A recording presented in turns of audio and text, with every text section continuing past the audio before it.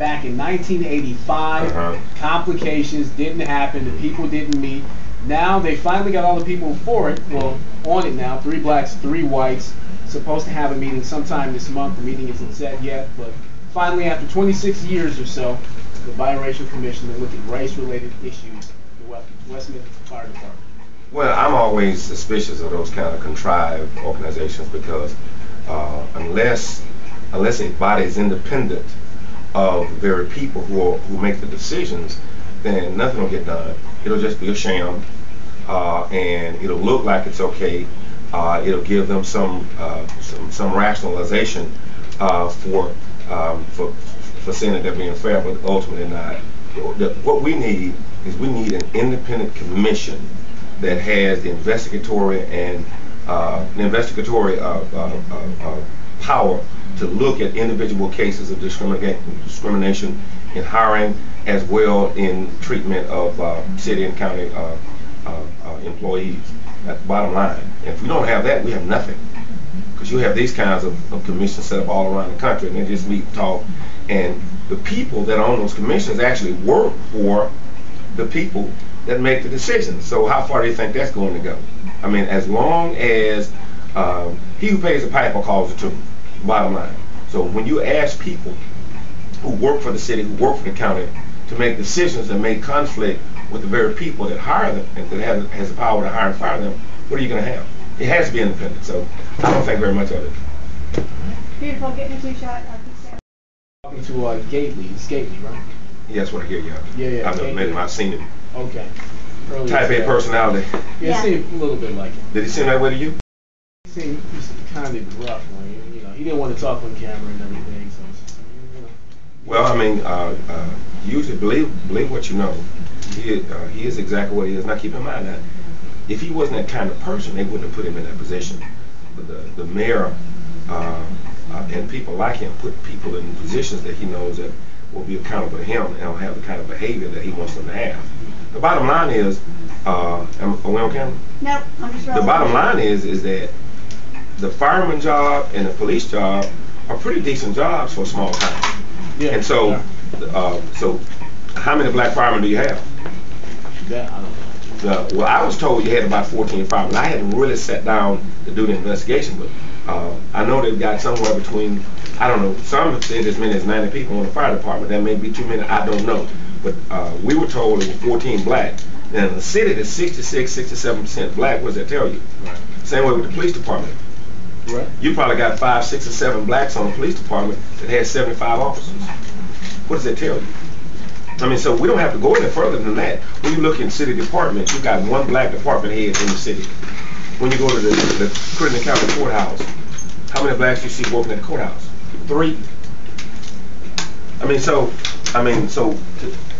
So to ask the question, does racism exist in Crittenden County and West Memphis, is ridiculous.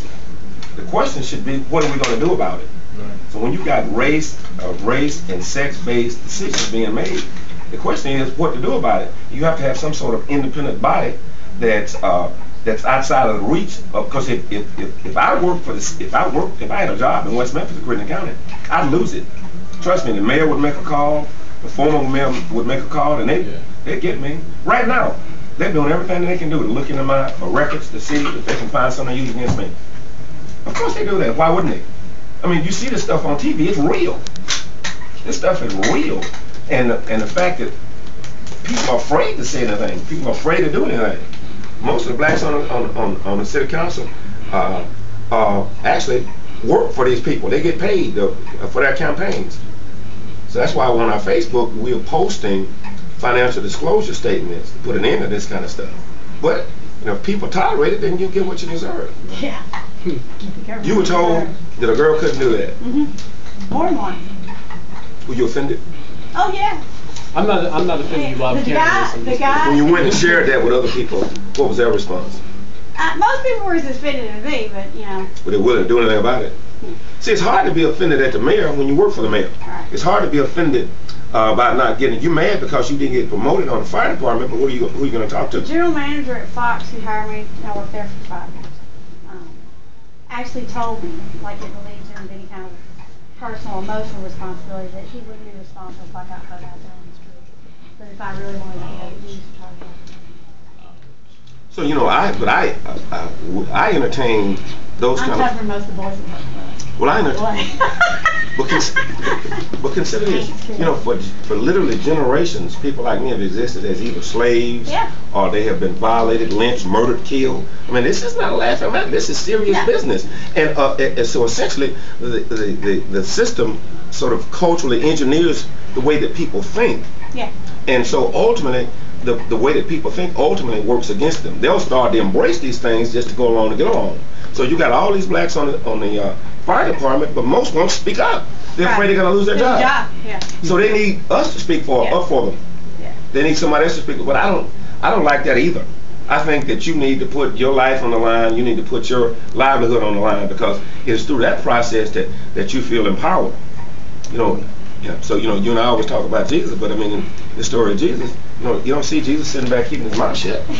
No. And say, well, man, if I agree with you, man, but if I talk, man, they may crucify me, man. And everybody say, hey, well, we can't have that. Right. But exactly. Yeah. He was crucified for a reason, though. You know what I'm saying? So Dr. King comes to Memphis to hold up for the firefighters. I mean, for the garbage men. Yep. The question is, what is their responsibility? What is the garbage man's responsibility? They get involved with the union. Does somebody need to fight for them, or do they need to fight for themselves? Yeah. Both. And that's what I did. I didn't give up. Always. And I tell you, it's because you're not good enough. Oh, and what do you think they say when we challenge? What do you think they're gonna say about me when we challenge you? They're gonna say I'm anti-this, and there's a troublemaker, and you don't believe in God, or something. You're gonna get all that kind of stuff from me. You gotta be big enough to take it. That's why they have revolutions in some countries. But I mean, I don't know. I guess man has never figured out a way to adjust to what